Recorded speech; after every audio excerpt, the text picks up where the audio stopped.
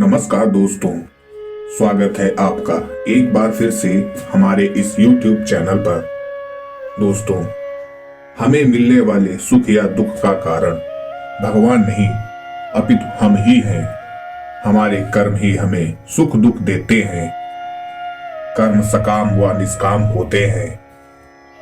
सकाम कर्म यानी ऐसे कर्म जिनके बदले में हम कुछ भौतिक सुख सुविधाएं चाहते हैं। ऐसे कर्मों का फल सुख दुख के रूप में मिलता है। निष्काम कर्म वह है जिसके बदले हम केवल भगवान को प्राप्त करना चाहते हैं। ऐसे कर्मों का फल भगवत प्राप्ति के रूप में मिलता है। दोस्तों, अब बात आती है, ज्यादा पूजा पाठ करने वाले ही दुखी क्यों रहते हैं?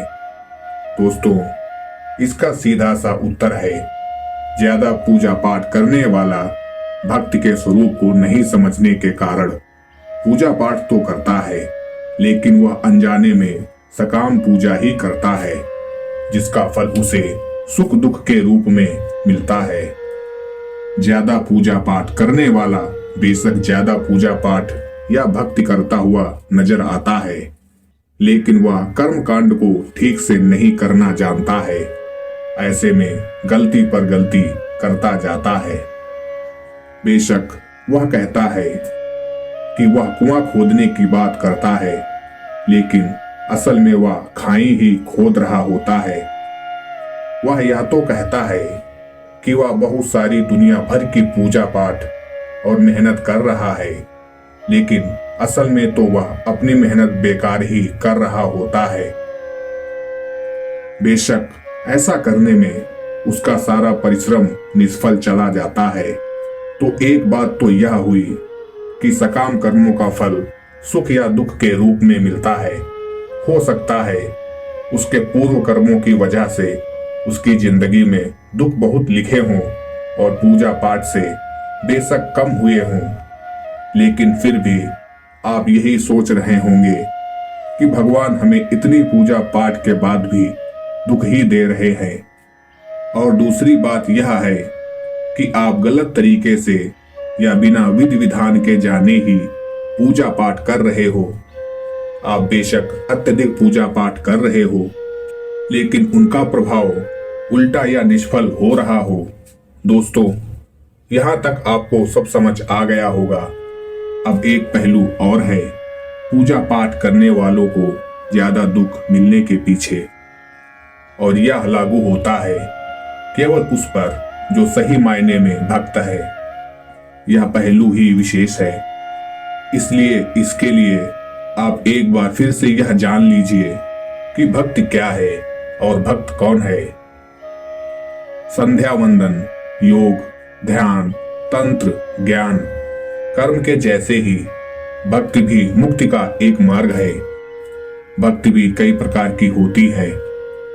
इसमें श्रवण, भजन कीर्तन, नाम जप स्मरण, मंत्र जप, पाद सेवन, अर्चन, वंदन, दास्य, संख्य, पूजा आरती, प्रार्थना, सत्संग शामिल हैं। इसे नवधा भक्ति कहते हैं। दोस्तों, अब आपको बताता हूँ भगवत गीता में उल्लिखित 4 तरह के भक्तों के बारे में। पहले नवधा भक्ति क्या है यह जानते हैं और इसे समझते हैं। श्रवणम कीर्तन, विष्णु स्मरण, पाद सेवनम, अर्चन वंदनम, दास्य, संकमात्य निवेदनम। श्रवण, कीर्तन, स्मरण, पाद सेवन, अर्चन, वंदन, दास्य, सख्य और आत्मनिवेदन।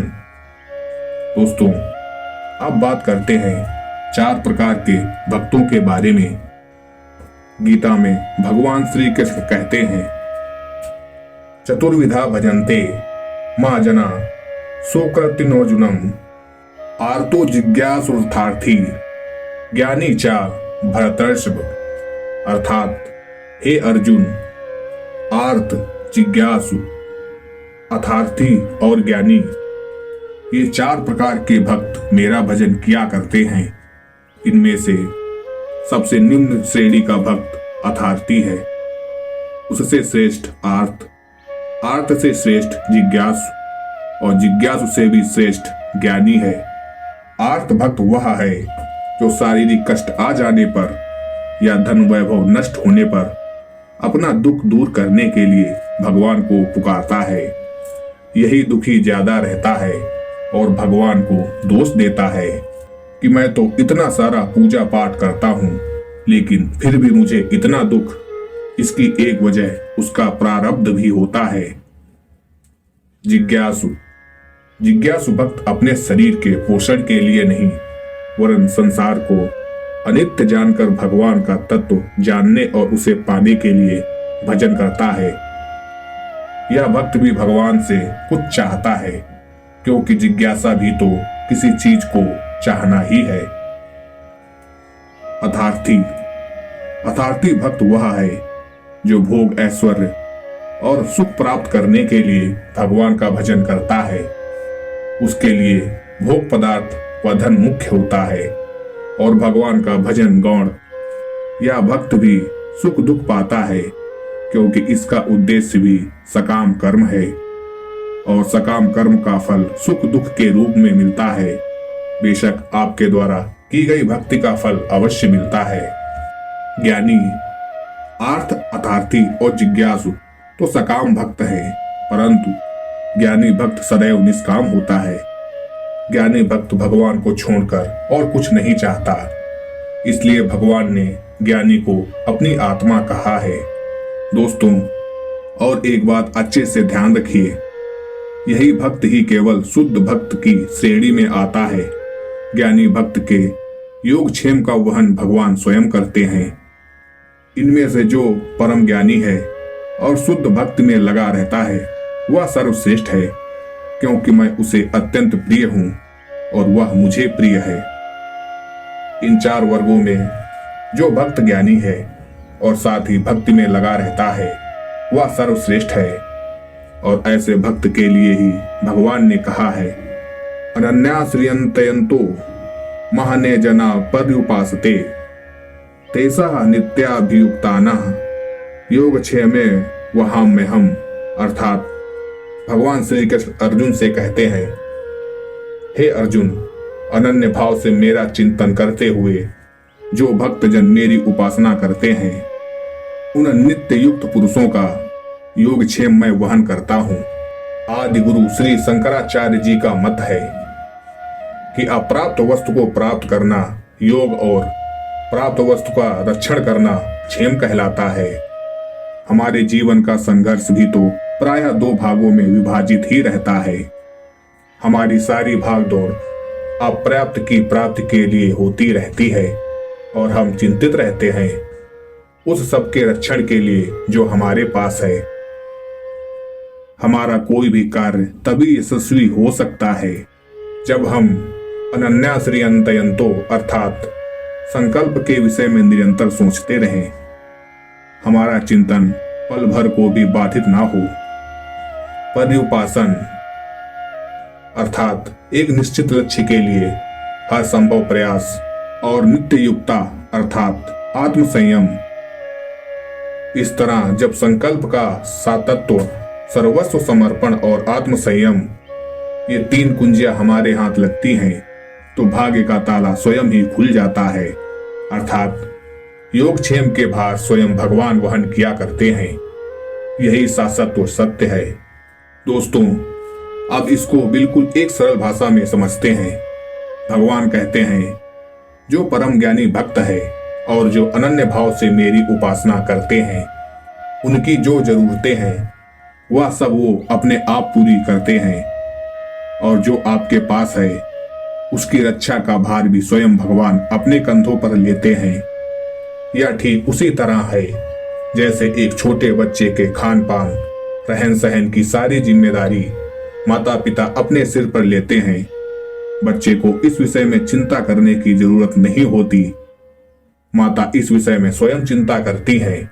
अगर हम ऐसे अनन्य भक्त बन जाते हैं, तब आप यह नहीं कह सकेंगे कि हम तो इतनी सारी पूजा पाठ करते हैं, फिर भी इतने दुख क्यों हैं। दोस्तों, एक बात और भी है, कई बार भक्त पर भगवान की विशेष कृपा होती है। जिसके फलस्वरूप भगवान प्रयास करते हैं कि आपके प्रारब्ध का फल इसी जन्म में या एक ही बार में कट जाए। ऐसे में वे आपसे ज्यादा पूजा पाठ भी करवा सकते हैं, क्योंकि फल तो कर्म करने से ही मिलेगा। ऐसे में आपको इसे दूसरे दृष्टिकोण से समझना होगा। इसे आप भगवान की कृपा ही समझिए। कई बार जीवन के अंत में या मृत्यु के समय आपको भगवान अत्यधिक कष्ट भी दे सकते हैं। असल में वो कष्ट तो आपके कर्मों के ही होते हैं, लेकिन उन कष्टों को भगवान इस तरह से व्यवस्थित कर देते हैं कि अंत समय कष्टों की वजह से केवल भगवान का नाम ही याद रहे, ना कि किसी सगे संबंधी या भौतिक विषय वस्तु का। और मृत्यु के समय हमारा जो भाव होता है, हम उसी को प्राप्त करते हैं। ऐसे ही भगवान की याद बनी रहने से ईश्वर आपके लिए भगवत धाम का रास्ता खोल देते हैं। तो ऐसे में यह ना कहें कि भगवान ने उन्हें इतने कष्ट दिए, वो तो इतना पूजा पाठ करते थे। दोस्तों, आज की यह वीडियो आपको कैसी लगी हमें कमेंट बॉक्स में कमेंट करके जरूर बताएं। चैनल पर पहली बार आए हैं तो चैनल को सब्सक्राइब करके वीडियो को लाइक करना ना भूलें। तब तक के लिए नमस्कार।